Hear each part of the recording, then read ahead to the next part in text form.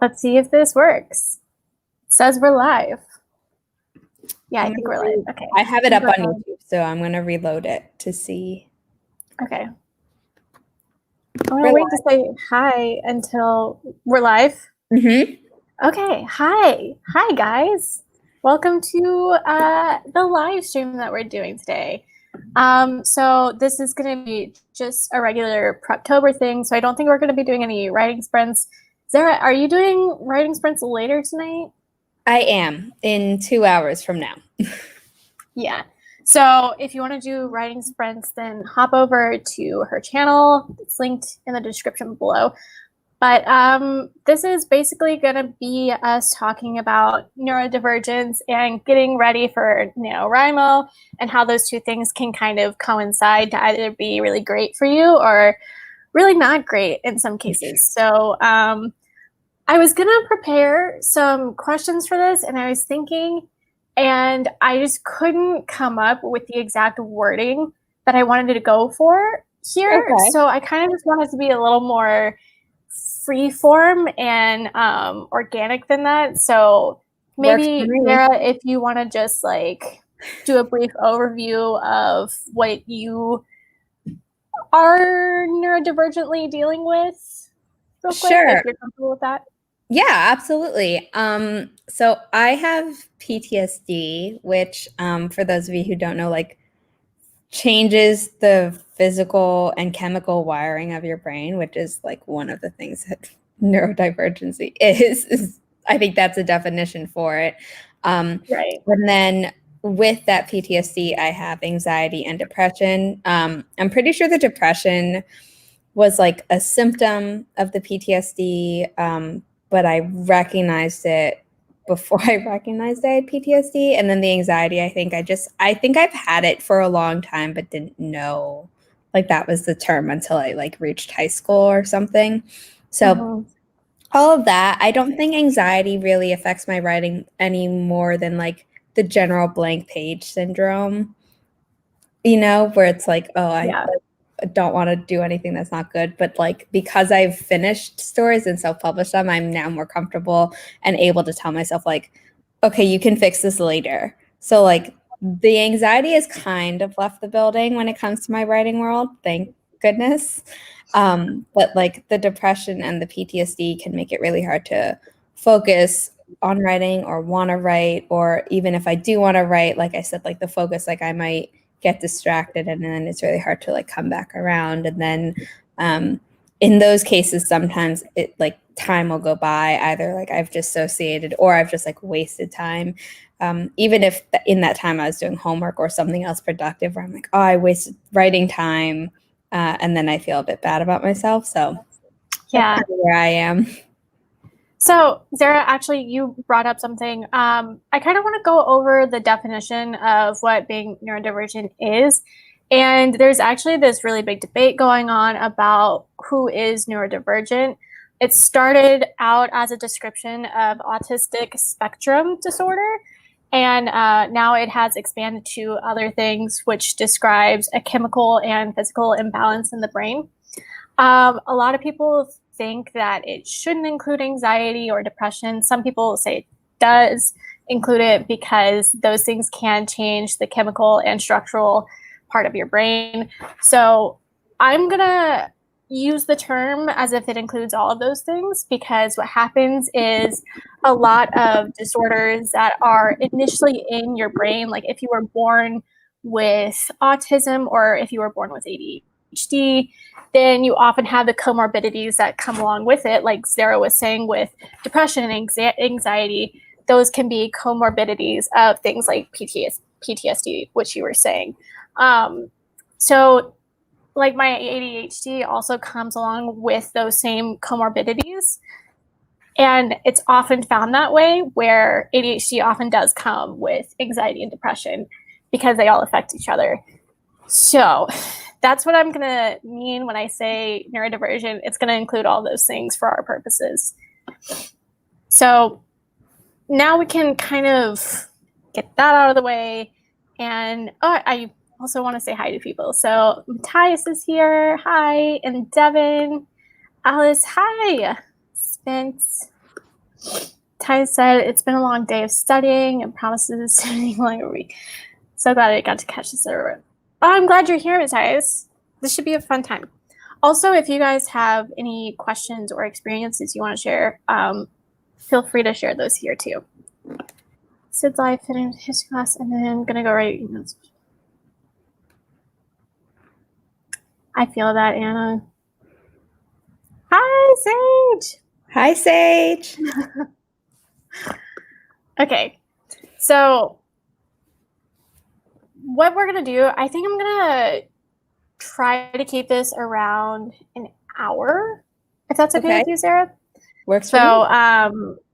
Kind of, do we want to do a thing where we go over what we're doing for PREPTOBER? Are you doing anything for PREPTOBER? I kind of am. I can talk about it quickly, but this is your stream, so whatever you decide, I am along for the ride as a happy passenger / co-pilot. Yeah, so just go over that like real quickly, just what you're doing right now. So this NaNoWriMo, I'm going to be a nano rebel because I'm returning to a story that I started writing years ago. At this point, it's 5 years. And the last time I touched it was 3 years ago. And I found the outline, which was nice because I thought I'd lost the file in December. But I had printed it out. So print things out, people. You might think you never need to, but sometimes you do. And I read the outline and I was like, actually, I kind of like the outline. I just have to like fix some stuff in the first half of what was written. Like I had started writing filler scenes, and there's a subplot that I had removed that I want to put back in. And then I need to write the second half of the novel. So my PREPTOBER has been more like getting school stuff on like in order, so I can actually do NaNoWriMo to the best of my ability. And also like I wrapped up working on my April and July Camp Nanos project yesterday, and I'm like looking for critique partners and alpha readers for that. So I'm not doing much prep for the actual story in November because I did all of it years ago. Right. Are you doing Milwordy still? I am, but like at this point, I don't even know if I could reach half Milwordy. I haven't done the math to see what I would be able to reach. I'm still saying I'm doing Milwordy instead of like changing the goal because that is the goal I set, and I want to be able to see like how far you can get. Yeah. And the reason I'm doing so much worse than I even anticipated is like I'm in grad school and I thought I'd be writing a lot of stuff. And the answer is no, I'm currently not in my class. There's one class where I've had to write stuff, but most of my classes are like, oh, here's reading. And then we just talk in class. So I'm like, okay, so my word count's a lot lower than I thought it would be. It's okay. Yeah. I mean, okay, so you're in grad school right now. Actually, I wanted to ask about that. I'm someone who loves learning, and I've heard you say that you are as well. How does that work for you? Because I know for me, even though I love learning, it was hard for me to get myself to do what I wanted to do for class. And I would end up finding like one piece that interested me and then going off on a chain of events in the complete opposite direction of what I was supposed to be doing. So like, even though I love learning, and I could obtain information, it didn't go in the direction my teachers wanted it to. So I like to think that I've always been pretty good at like staying on the track my teachers want me to. But when I was like in elementary, but definitely more high school and even college, like I would kind of shoehorn things I wanted into the thing. So like I had to write a history paper a while ago in high school, and I was like, oh, the history of fairy tales, like, because it's history and it's like a cultural thing, and it worked. So I would do stuff like that, and then I do love learning, and for a really long time I hated school, but I thought it was just because my middle school was like a really miserable experience thanks to classmates. And then I got into high school, and it was better because my classmates weren't awful, but like when it came to all the homework, I was like, oh, maybe I don't like school. Like maybe it's not just like like, oh, I love learning, but I don't like this specific school. It's maybe I don't like school in general. And then it became more clear in college, even though I was taking more interesting classes. There were, you know, like a lot of required classes that I was like not interested in. But now that I'm in grad school and for a program that's all about publishing, I don't really have that issue. I mean, my financial class is like, it hurts me to my soul because I have to get it conceptually and then mess up the numbers, or I don't get it conceptually but somehow get the numbers right. So I have yet to marry the two perfectly, which is what I kind of need for my exams in the class. But like, the classes are much more like conversational, and the teachers are much more relaxed, and they're like, oh, call us by our first names, and it's not actually weird to do that anymore. It's not like a high school or like a college teacher who's like, oh yeah, you can call me by my first name, and you're like, I've had years and years of like being trained that that's not acceptable. Like, you're in grad school, so now it's like, oh yeah, that's okay.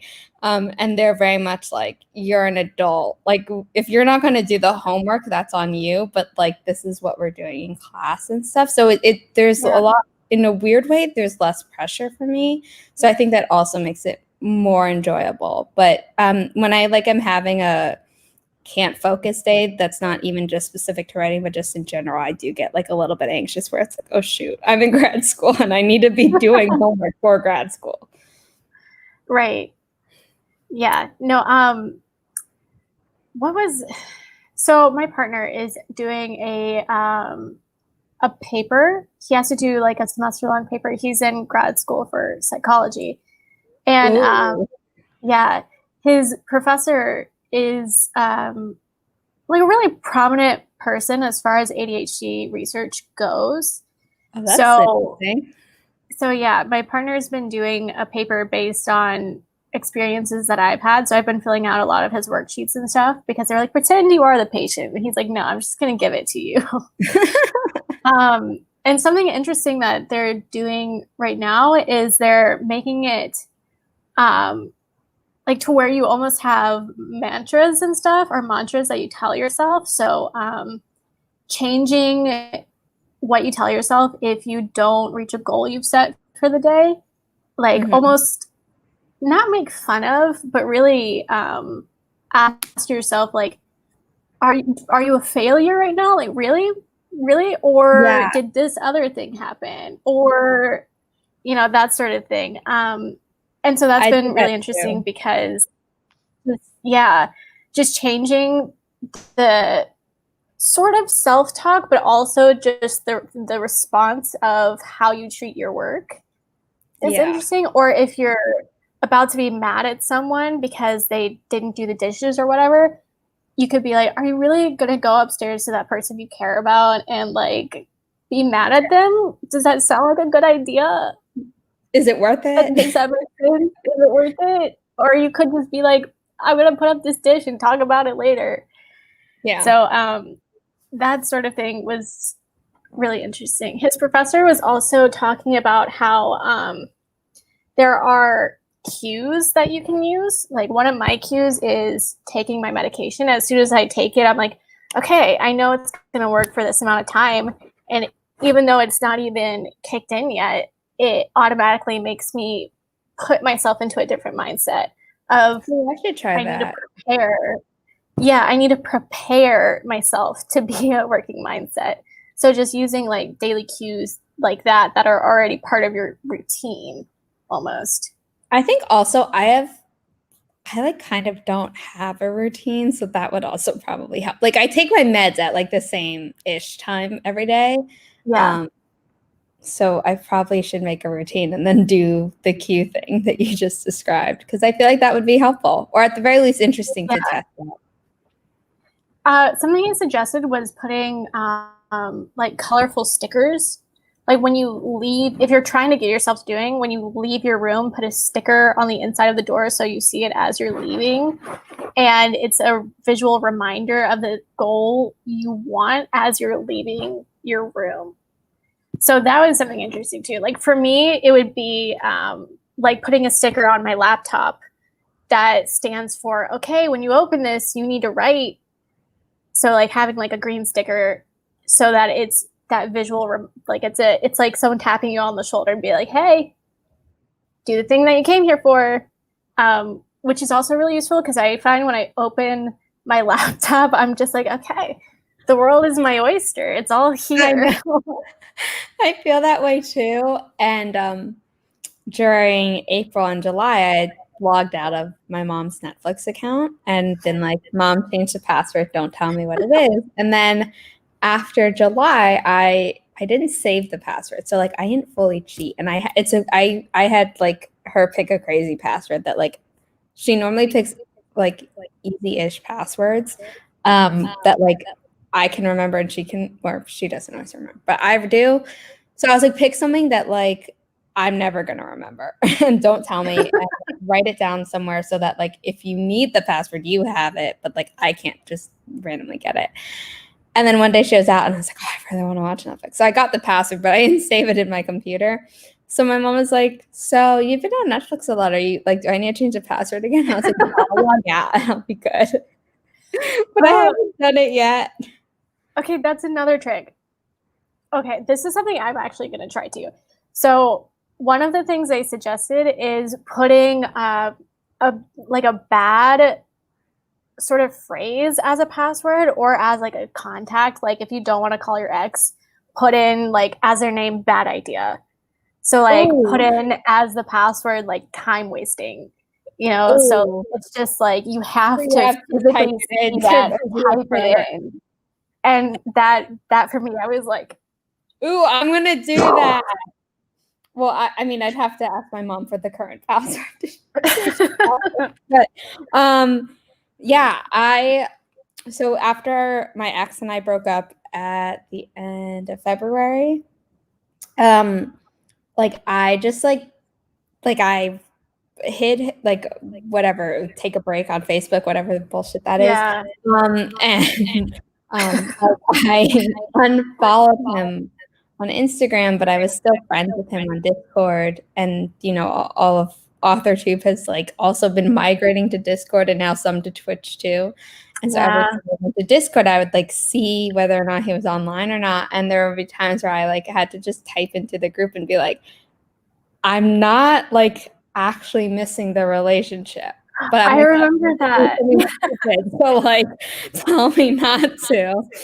So and since then, like I've unfriended him on Discord and everything. So like I don't have any random reminders, but I'm still gonna do the bad idea contacting.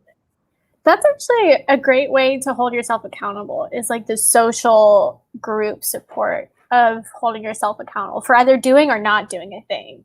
Yeah, that's something that's really, really helpful. Something I've been doing recently too that might be a helpful tip. If you guys form smaller writing cohorts or workshops or whatever, I have like 2 friends that I have from college where we meet every Sunday over Zoom and we talk about what we've been writing and we trade work just to make sure we're actually working on it. And like suggest edits or say what we like, things like that, just because it holds a social accountability, which is way more likely to get you to do something than just you holding yourself accountable. Because for me, I know I have like less than 0 self-control. So if I'm not held accountable by other people counting on me to do a thing, I'm way less likely to do it, even if I enjoy doing the thing. Like I can literally have the most fun in the world doing a thing, but I know, yes, see? I made it red too. So good.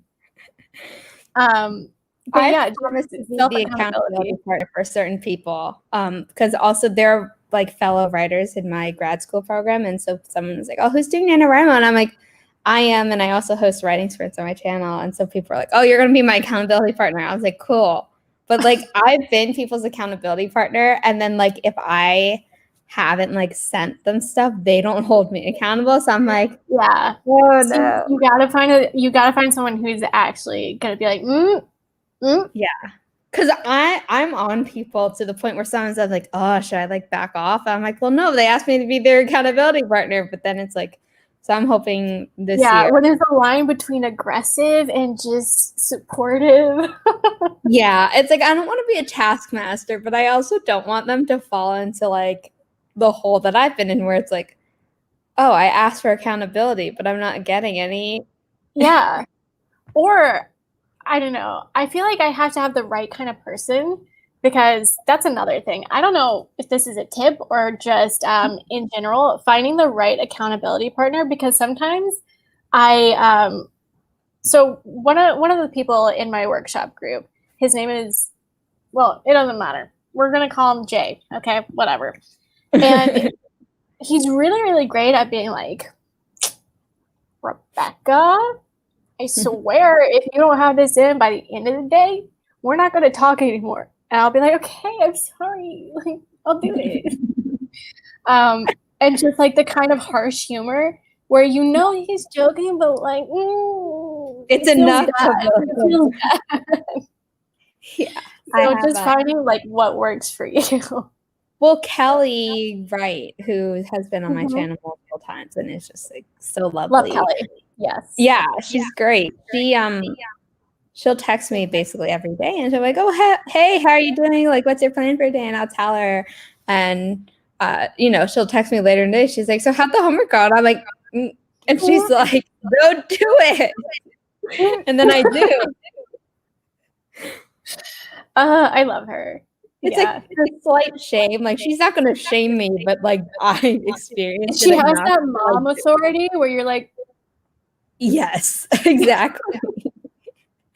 Also, like, Sage is like the internet parent for AuthorTube. So if Sage was like, do your work, I would be like, yes, Sage. Yes, ma'am. Right now.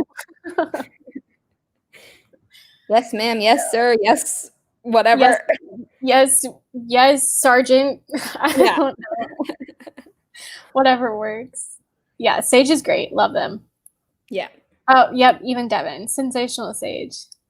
Yes. Divine.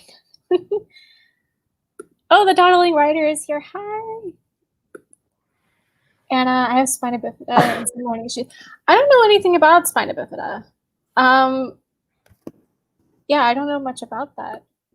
I've heard the term before. I've heard it. I just don't know what it entails. Hi, Maya. Oh, I know. Oh my God. I think they changed their username. Nicole Swanson on AuthorTube. She used to be Angel Girl 2088, and she like hosts themed writing sprints and views on other people's in the comments often. She is spina bifida, I believe. I don't know if it's or something related. I don't know if it's the exact same. I don't know. I'll have to look that up later though, because I wanna know now. Or if you're still here, Anna, feel free to share what it is, because I'd be interested to know. Maybe we should be taking notes. Yeah, take notes. I know a lot of this helped me just a whole bunch. I have a whole packet now that, because again, I had to fill it out for my partner's class, but just like a 5 or 6 page packet that I can just staple to the wall and flip through. I have my therapist does DBT with me, which is like CBT, which is cognitive behavioral therapy, but DBT is dialectical behavioral therapy. So it's like you can feel two things at the same time, and it doesn't mean like one is necessarily wrong. And she like sent me the entire packet, and it's on my iPad, and I close homework that I'm not doing or that I don't like have to do immediately, because it's kind of like my reminder list of what I have to do. But I always keep that up, no matter what. Yeah. Oh, that's another thing that's really helpful for me too. Another useful tip from Rebecca. I don't know if it'll be useful for you, but it is for me. Just keeping my current work in progress open in a tab, even if it's minimized, if it's there and I can just click on it without thinking about it, that is way more useful for me than going into my files and like looking for it and finding the folder and opening it. Like if I had to take the 4 or 5 steps it takes to get there, I'm just not. So I just keep it open and minimize so that I don't even have to think about it. I do the same thing for the same reason. I mean, sometimes I close it by accident and then like, oh, and then I reopen it. Immediately have to. But yeah. Yeah. Something else too is if I'm feeling really cluttered and I don't want any tabs open, I'll make sure to open the work I want to work on and then close it so that it's on the like immediate quick access when I open my files. Yeah. That's something I do too. Gaming the system. It's really the same thing. But they're not though. Okay, I know. Okay, I think I know what all three of them mean, but I can't remember like the distinctions between them. I know they're three different things. I'm better than a professor, but like I don't. Can you go through them? So I don't know exactly what a stim is, but I know a fidget is when you like need to be doing something with your body, whereas a tic is compulsory. You can't, like, it's something you do with the same part of your body or the same couple of parts of your body, and it's consistent and it's pretty much, it stays the same. Whereas a fidget, it's much more like you're playing with your hair, or you're like picking on fingers, or you're just like, I don't know, dry skin. Whereas a tic is like something that's repetitive and it's like bouncing your leg versus playing with your hair. Yeah. Okay. Stuff like that. I don't know what a stim is, but maybe it's like a physical sensation that you do, like to feel something.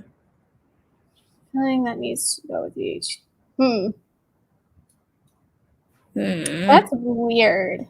That's not cool. If that's just an AP teacher, I wouldn't listen. Yeah. I took AP Psych in high school, and it's not the same as college psych by any means. Yeah, I took psychology classes in college. There was a period where I thought I was going to double major, and then it was just a lot for me. Also, that was the same year I got like depressed independently from like PTSD. So I was like, I can't handle double major. Yeah. In undergrad, honestly, okay, this is a question I wanted to ask you. So for me, the first like couple of signs that I should have gotten checked for ADHD, and I mean, obviously there were a lot, but one of the really, really big ones that I look back on now and I'm like, holy crap, is I was driving my friends to Target. And this was at the worst my ADHD has ever been in my entire life. It was like sophomore year of college.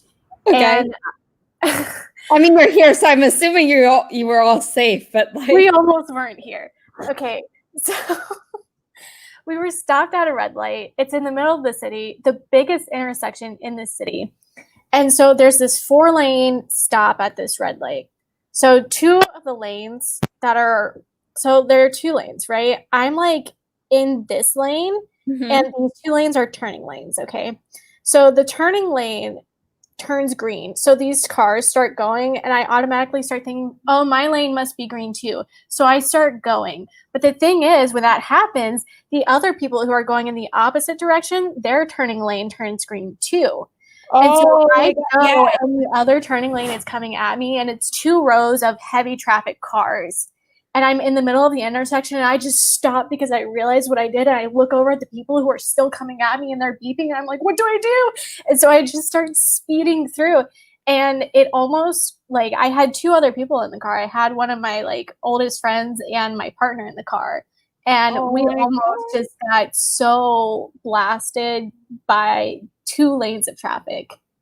And it was literally just because I just didn't even think to look at the light. I was like, yeah, it's fine. I know how to drive. I don't need to pay attention. And my brain was just everywhere else but on the red light. And so that was the moment where I should have been like, Rebecca, you need to go get checked, because like you're not even driving anymore. You're just on autopilot all the time, hoping it works out. Which I learned is like another comorbidity where you just dissociate and hope everything goes okay. Yeah. I dissociate. I can't say I don't anymore. It hasn't happened in a while. But that's like for more protective reasons. And actually, I don't want to say that yours aren't for protective reasons because I don't know how it works. Most of the time it is, for me at least. Yeah. Yeah. But like, it's not like I can't focus on anything until it's after the point where I'm like, oh, I was dissociating, which means I wasn't focusing on anything, which is different than my, like, I want to do something, but I can't focus on anything. Yeah. I mean, sometimes mine go hand in hand. So like it's similar to that, but often I don't know the difference between, I haven't dissociated in a while either. I did a little bit when we first moved to Boston because I was just like, this is not, I don't know what's happening. Yeah, before I didn't know the difference, and now I can definitely tell because it's not the same thing, although they do interact really weirdly. Okay, Anna said it's a birth defect where the spine doesn't fully develop and makes what's called a lesion. Decided, oh wow, depending on which spot is how proud. Oh, that's good to know. Okay. Alice, that's okay. A good conversation came out of it. Just popped in to say hi. Hi, Paget. Is that, how would you say that name? Paget? Paget? Yeah. Okay. That's what I was going to say, but I was like, Yeah, I know. They've come to my stream. They came to my stream on Wednesday. And it was the first time that I believe that I'd seen them on my stream. And I was like, yeah. I think this is your name. If I'm wrong, please correct me. And they incorrect me. So I'm going with it. But Paget, please. Sounds good to me. I'll trust you. Stable from the waist down, some are from the knees down, and others more severe. That's crazy. Not crazy. That's really interesting. Wild. That's what, yeah. That just release the energy, stems control sensory experience, and takes our motor. Yeah. Okay. I haven't taken like I don't want to like knock social like psychology more, but like I haven't taken like a sciencey psychology class in 3 years. That, you know, that's fair enough. That's another thing. We are not mental health professionals. We are just mental health advocates that are here to help from the experience of people with neurodiversities, because it can be hard on the other side of that. And we're different from each other, even though we share similarities. Yeah, something really important to know is that there's a ton of overlap between neurodiversity. So even though Zara has PTSD and I have ADHD, sometimes the symptoms can look really similar. Just like ADHD can often look like autism a lot, or autism can look like ADHD a lot, and those diagnoses can be mixed up even with mental health professionals. So that's also important to note. And there, I mean, comorbidities make it even more complicated because you can have two disorders or neurodiversities, and they interact weirdly, and it's a mess once it gets into the weeds of it. But you just say see it to practice sensor. Yeah. Matthias, exactly. So if there's like too much going on, that's why moving and stuff usually triggers it. Like going to college triggered it. Like the first year I was there, I would say I was mostly dissociated, which was really scary. Ooh. Yeah. For me, it's whenever I get triggered, which is thankfully happening less and less, but it would normally be like, I just like have this thing where I might be doing something completely unrelated to like the topic of my PTSD, and somehow something would sneak in, and like either in like a reading assignment for school or like a news story that like I hadn't seen, but like someone I follow shared, you know, like maybe something I wouldn't have seen myself. And then my body would just kind of go into shock. But it was more the emotional where it's like, okay, it was like compartmentalizing, but taking it too far to the point where it's like, okay, I'm compartmentalizing the panic, but I've numbed myself for whatever period I dissociated for. Yeah. Yeah, no, that makes sense. So is there a therapy that you do, or is there like something that's helpful for reducing the amount of triggers that you face, or is that just something that So I gets don't easier as it do, goes? yeah, I do DBT, but more specifically, there's a type of DBT that's aimed at PTSD, which is called Okay. prolonged exposure. And in CBT and DBT, you like have homework where you like go into a situation that like is uncomfortable for you, and you kind of like you have to fill out a form where it's like thinking about going into it, like how did you feel doing the thing, how did you feel, like how high did it go, and like how did you feel afterwards, and you rate it from 1 to 100, where 100 you're really like distressed and 0 you're not.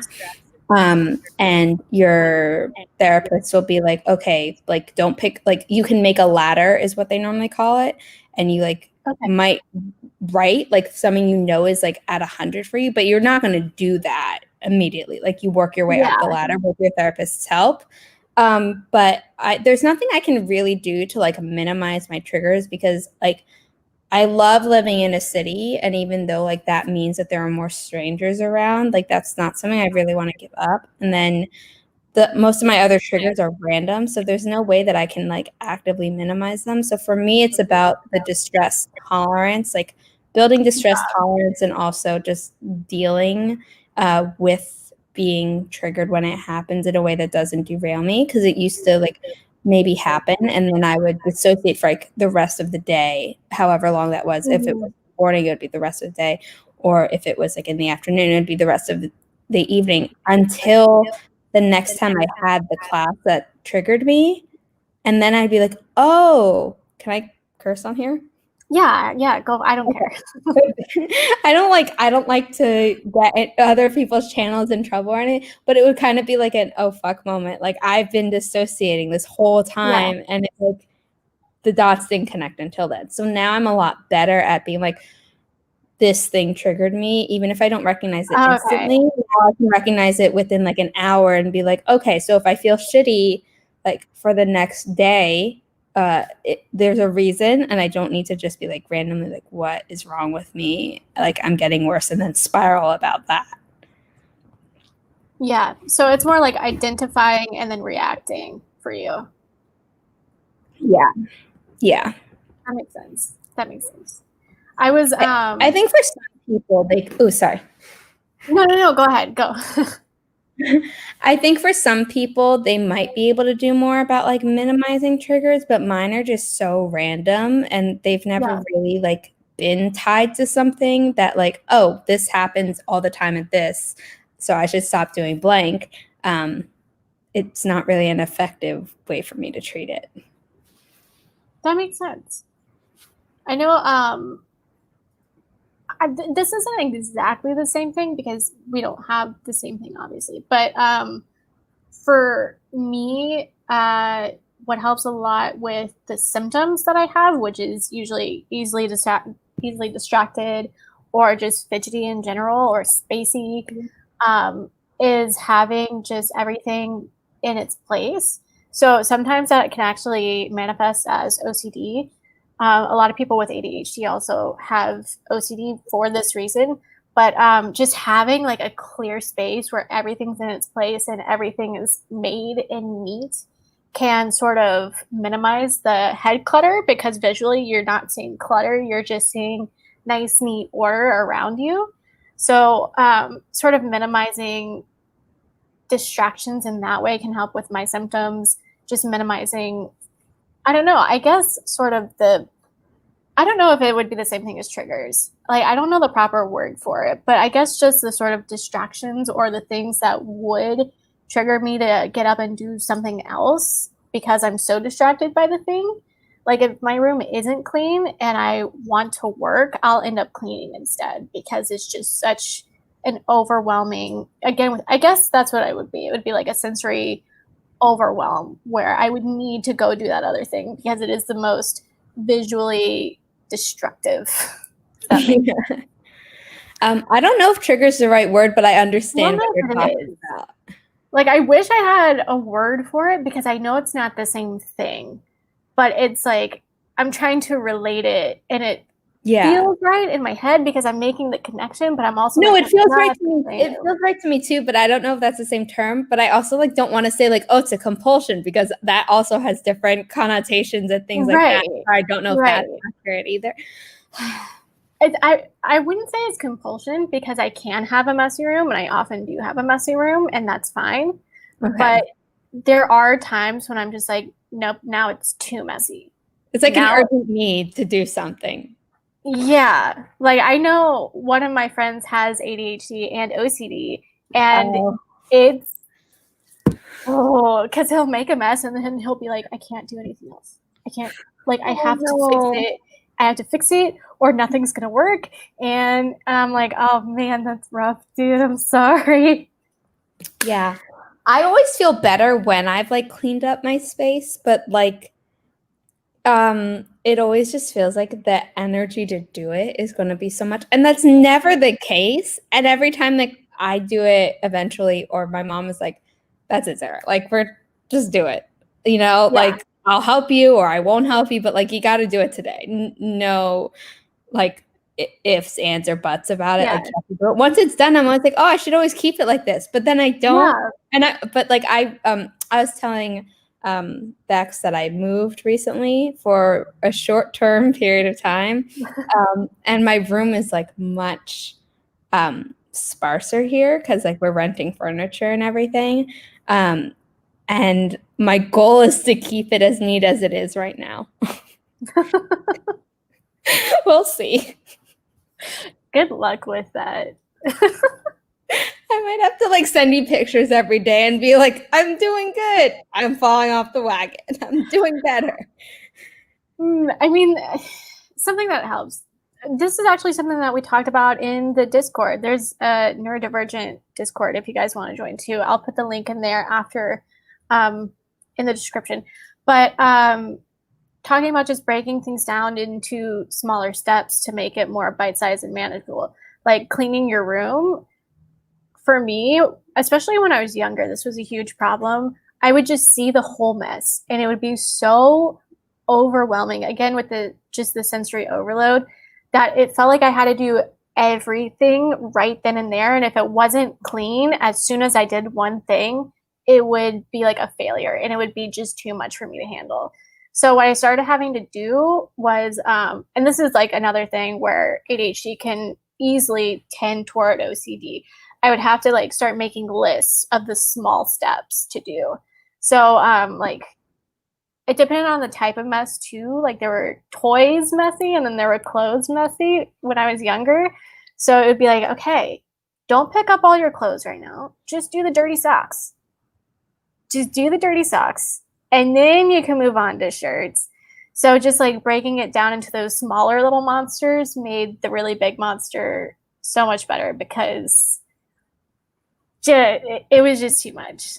I can do that for homework, but when it comes to cleaning, I don't know. In my mind, it's like, oh, they're so small. You should just do it. And it's like, I haven't figured out a way to be kind enough to be like, but you could still break it down into smaller pieces. Or you could just think about one thing you need to do. Like, it doesn't even have to be like clean your room. I mean, it could literally be as small as like, okay, don't even clean it up. Just get out the sponge.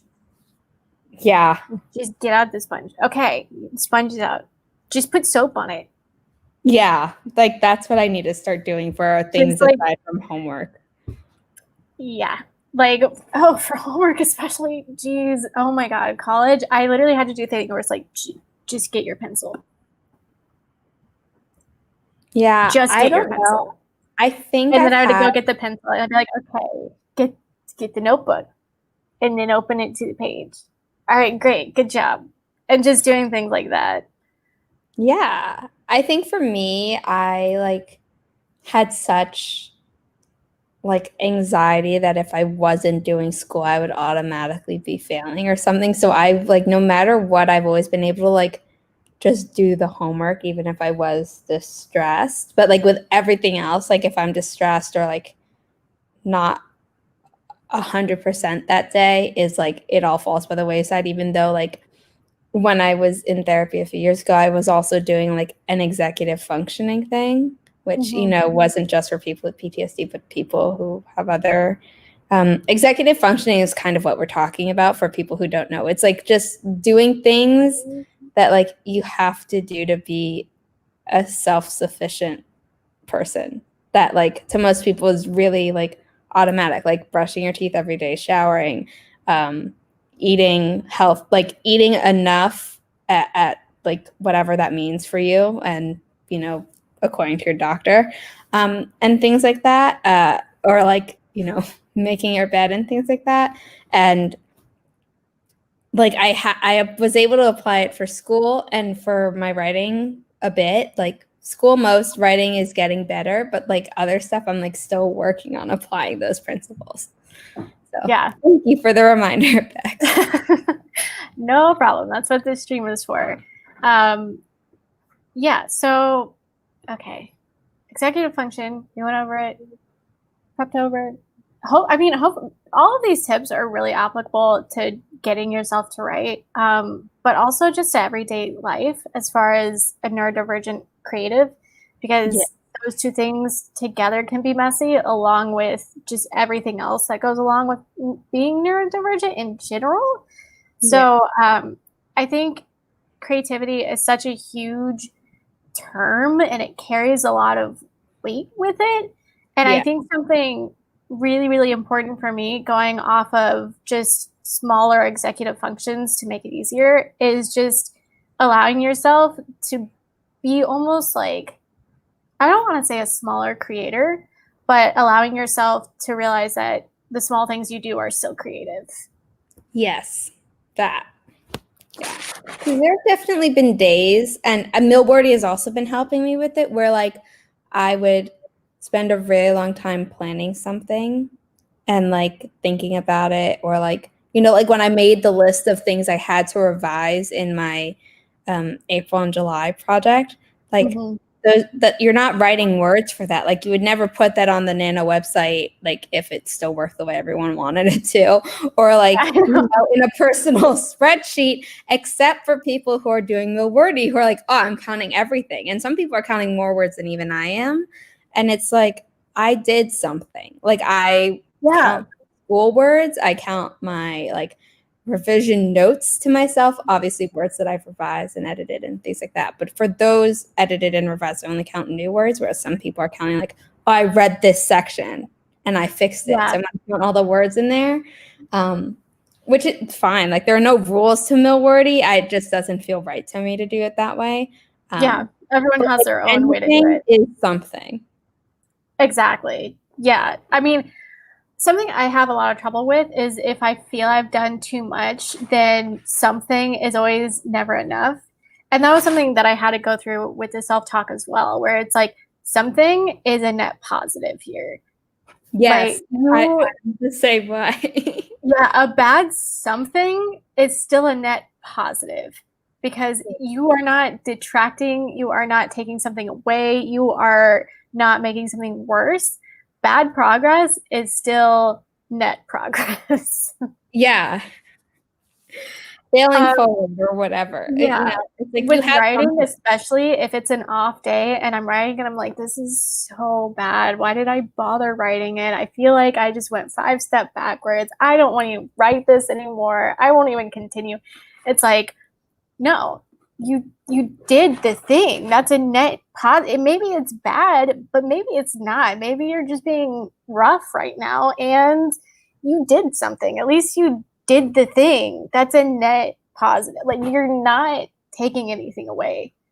Yeah, like you did the thing. You did the thing, in worst case scenario, you find out that you don't want to do it that way. So you do it differently next time. You're still a creative person, despite that one bad day. That wasn't even a bad day. It was just a weird mental day. Yeah. That's okay, Heather. We'll see you later. Okay.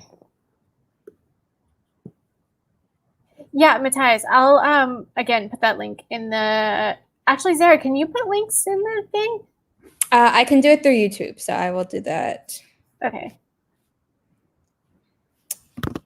Oh, Alice. Ugh. That's gotta be hard. That's such a bummer. No. I wonder if there's a is it like a texture thing or is it a smell or is it both? It might be both, but I wonder if there's like a It's gonna eat my comment, I think, if I put a link in. will it? Yeah. Let me see. You put it in the private chat. So let me see if I can put it in. I think you should be able to just copy and paste it into the public chat, whereas Yeah. because I'm not a moderator on your channel. Okay, that's gotta change. That wasn't me being like, make me a No, moderator. I know. See if that works. I think that'll work. It went through. I see it. So okay, good. But yeah, actually, I don't know. I haven't been doing a lot on my channel recently. This is the first thing I've done, I think, is it the past 2 months? I don't know, something like that. At least in the past month. Just because it's been weird. I don't know. I haven't even been particularly super busy in the past couple of weeks. I was obviously busy when we moved, and that was rough. But I don't know. Again, with the ADHD, I'll start a project and then just lose interest really quickly. And it's not even that there's no interest in doing videos. It's more so just like actually making the video is hard to make myself do. I've been feeling like that. I wrote 2 scripts 2 weeks ago, and okay, so I was in the process of moving last week, but there were so many times where I could have filmed the video, and the script was written, the hard part was done, and I like video editing. So like all I had to do was sit my butt in my chair and put my phone in the thing and do it, and I just didn't have like the energy or like want or desire to do it. Yeah, that's been the rough part. Maybe I just need to break that down into the baby steps. Because maybe you need a breakdown. I don't think. No, we don't need any breakdown. I don't think we want you to have a breakdown. No, preferably not. But yeah, maybe I need to break that down into just like, all right, just put the title. Just put the title of it. Has it been? I don't know if it's been 2 months. It's been 3 weeks since your insomnia. It was a month ago from the author to virtual retreat, and 3 weeks since your insomnia sprints. And I only know that because I just checked your channel when I had to click on this video to like try and comment. Yeah. No, I need to I don't know what I need to. We'll see. Well, I'm going to put something up eventually. It's just a matter of time. But yeah. I know that like, oops, sorry. Go ahead. I know that like a lot of people, like all the videos when they talk about like growing on any social media platform, but like especially YouTube, they're always like, oh, you need to like have a consistent schedule. And I get that, but like also I think we need to take care of ourselves first. So yeah, like there's something where it's like, okay, have you like been slacking off like for no reason at all? Like maybe you like should do something about that. But like, yeah. And like obviously I do that too. But as someone who's neurodivergent, there are times where like I can't bring myself to do something, and to someone on the outside it looks like, oh, you're just slacking off. Like why are you not doing it?